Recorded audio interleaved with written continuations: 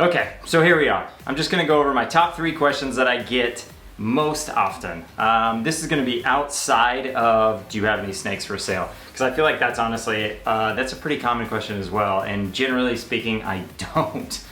Wish I did. I wish I had more to sell, I guess. Or I wish I had more availability because my clutches would be coming together and I'd be getting more eggs. And that's what's so fun about all of this, is seeing those babies hatch, because that's honestly amazing.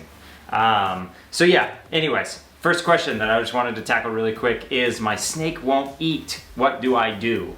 So I just want to kind of start this all out with, I am obviously not an expert. I don't know, for the most part, what I'm talking about. But what I have done is I've done my best to stand on the shoulders of giants. And what I mean by that is the people that are before me that do know a lot and that have been doing this a long time. You know, I do my best to get as much information from them as I can. And then I try to just give it away here on YouTube. If you haven't already, you know, be checking out our live streams that I've been doing with Adam over at Beach Bums Exotics. We've been having a pretty good back and forth with some really big names in the industry that have been doing this a really long time, and the information they're giving us is like, it's fundamental. And just, I guess, a quick little shout out to that is, we're gonna have Jessica Belka here on this channel talking all about whatever the heck we want to talk about. I couldn't be more excited for it. I think it's gonna be a great time. Okay, now that's out of the way. Let's go ahead and jump back onto that my snake won't eat question. So my snake won't eat, I get asked that quite a bit. And honestly, my first advice on anything like that is husbandry. So in that instance, I really want you to go over what is your husbandry skills, as far as, like, you know, what's our humidity at, what's our temperatures at, what's our ambient air at, you know, and just make sure that everything right there is streamlined. For me, what I like to do is, inside these racks, my hot spots are anywhere from 88 to 90 degrees. Some of the lower racks, the hot spots are a little bit cooler than that, around that 87 degree area, but I try to keep my males down in that lower rack, so it's not really that big of a deal. I feel like they don't need a ton of heat, the males in the ball python world. You know, I don't know, that's just kind of some user preference right there. But that's kind of what I try to do there. I try to keep the ambient air in this room at 80 degrees. I feel like that's a good start right there. And then my humidity is really tough for me. It's actually very tough for me here in Arizona. So what I try to do is, once a week, I try to go in there and mist down the cages. I pay special attention to those who are in the shed. And so what I'm doing with that is I'm trying to increase the humidity while I can and kind of just move on from there. So that really helps out quite a bit. So the average humidity here in this room is like 30 degrees, is like 30%, which is terrible. But I try to keep a little microenvironment in my rack system to kind of bump that up a little bit.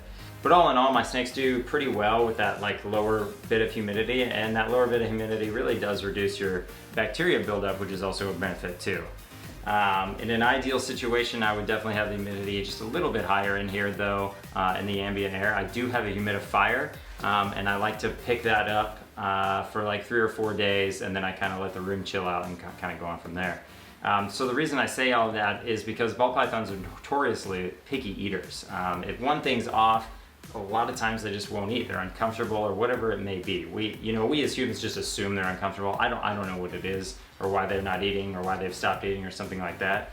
A lot of times too, sometimes when you jump up prey size and you offer that food item, they take it, they eat it, and then their next scheduled time when they would eat, they don't take again. And that could just be because they're adapting to a bigger size meal. They have enough nutrition for what they've been wanting to do, X, Y, and Z, stuff like that.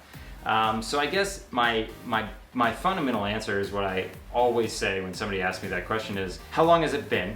Is it a young snake? Is it an old snake? Have you made any changes? What are the changes that you've made? And kind of evaluate those things. And then beyond that, if everything seems to be really on point, it might just be the ball python. These ball pythons go off food sometimes for a little while. Mature ball pythons. Your younger ball pythons really shouldn't miss that many meals.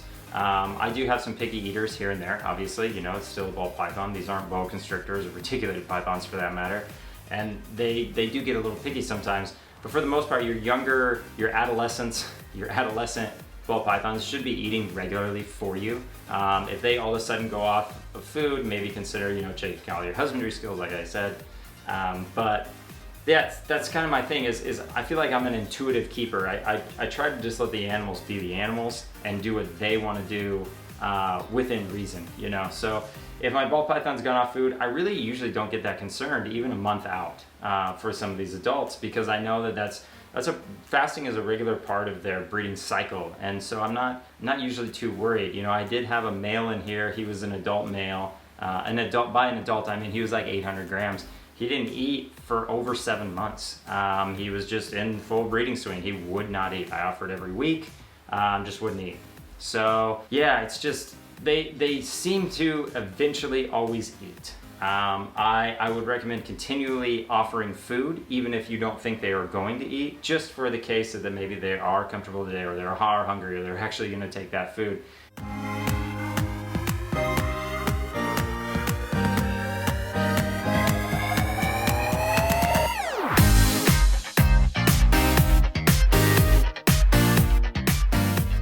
And so that segues into my next question, is how often do I feed? So what I do in this room is I feed on Mondays and Fridays. And I split my rack up a little bit when I'm doing that. I don't have a ton of snakes in here. I think I have like just over 30, I don't know, somewhere in there. I've kind of stopped counting. I should be better at that. Whatever. But anyway, so what I do is I split my feeding. So I do Monday and Friday.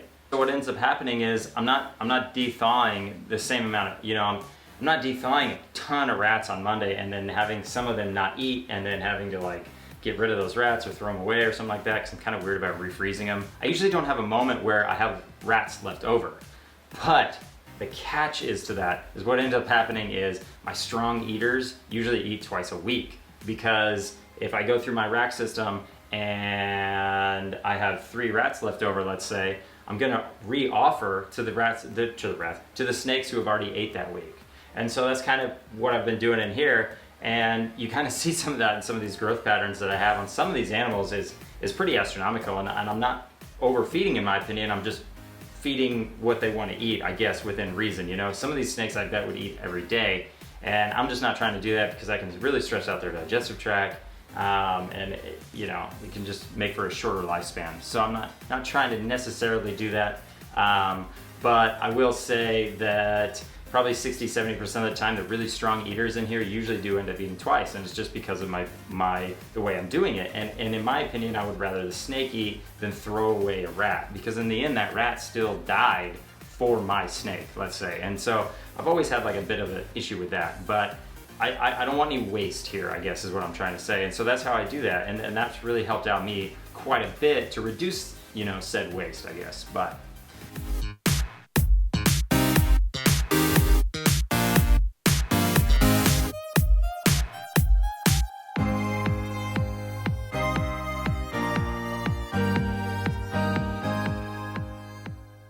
okay, so kind of the last question I get is more of a breeding question, and I feel like I get asked this quite a bit too, is how often do I pair my males and females?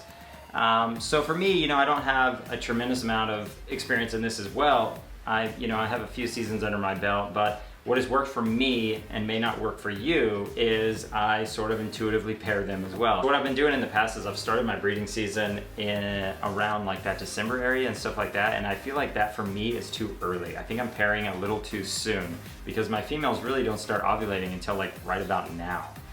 So what I think I'm gonna do in the future is I think I'm gonna start pairing a little later. I think I'm gonna start pairing sometime towards the end of January, maybe the beginning of February, somewhere in there, just to give these girls a couple more months to feed and build themselves up and kind of get ready. And that goes to the males too, is that they need to have a decent amount of size on them as well, because they go off food just as long as the females do a lot of times, just because they're constantly looking for a mate.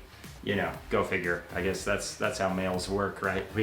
They literally have no reason not to eat, but they just don't, because they want to find a mate so bad. So, I don't know. Anyways, but yeah, so what I like to do with my males and females is I like to see 4 locks, and I'm not always going to see the locks, and that's not the biggest a deal. I like to at least have them paired 4 times.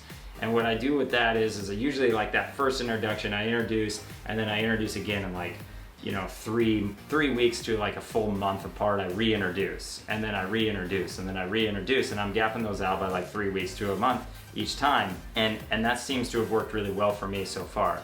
The only caveat to that is I do pair if there's randomly rain here. Rare for us to get rain here in Arizona, so when I do see rain, thunderheads rolling in, like everything's looking really good, usually that's on the days I also try to put my humidifier on full blast and try to mimic the environment outside, because that low pressure system comes in and it seems to have a really great impact on the breeding cycle and stimulate breeding and stuff like that. So I do pair, so if I had, you know, within reason, if I just had that male in there 2 days before, I'm not gonna reintroduce. But if, you know, 2.5 weeks go by and then we got a rain, I'm probably gonna reintroduce that male. So that's something that's kind of like, I guess, my program there. So I like to see like 4 good locks. I know a lot of like bigger breeders that have this down to more of a science. They even reduce that a little bit from there. So I don't know, that's just kind of my like safe go thing.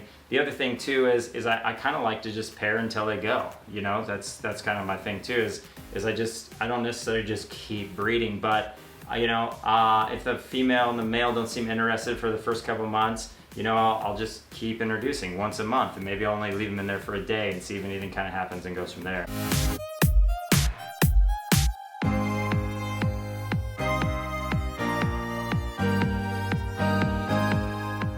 Yeah, so that's kind of like my top 3 questions I feel like I get asked a lot, or more frequently than most. So I just wanted to get this video kind of out there. You know, the main reason of this video is I really wanted to ask you guys a couple questions. I wanted to know, A, how's your season going? You know, jump down there, let me know, what do you got going on? Is there anything cool happening? Do you have any cool clutches this year? Is this your first year breeding? Is this your 20th year breeding?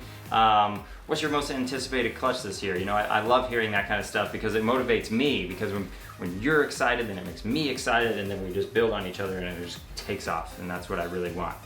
Second question I wanted to ask you all is, what do you want to see next? You know, I'm kind of in a lull here. We don't have a whole lot going on, like I had said, but you know, is there anything in particular you want to see next? Do you want me to go more in detail on some of these ball pythons? Do you want me to show off the retics more? I do have a boa constrictor. She hates me, but I can maybe, you know, get her out and do a little bit better with her. Yeah, you know, I don't know, kind of just like spitballing some answers there. Yeah, I think that that about wraps it up. I hope you guys enjoyed it. If you're new to the channel, and if you really liked what you saw here, you know, jump down there, hit that thumbs up button, give me a sub, because as I've said time and time again, it makes me feel better, and that's really what this is all about, me feeling better, right? Look how selfish I am. So, no, I don't know, but super excited for the summer. We got a lot of shows coming up. I'm really motivated. Again, like I said, you know, we got a couple clutches, I think in the air.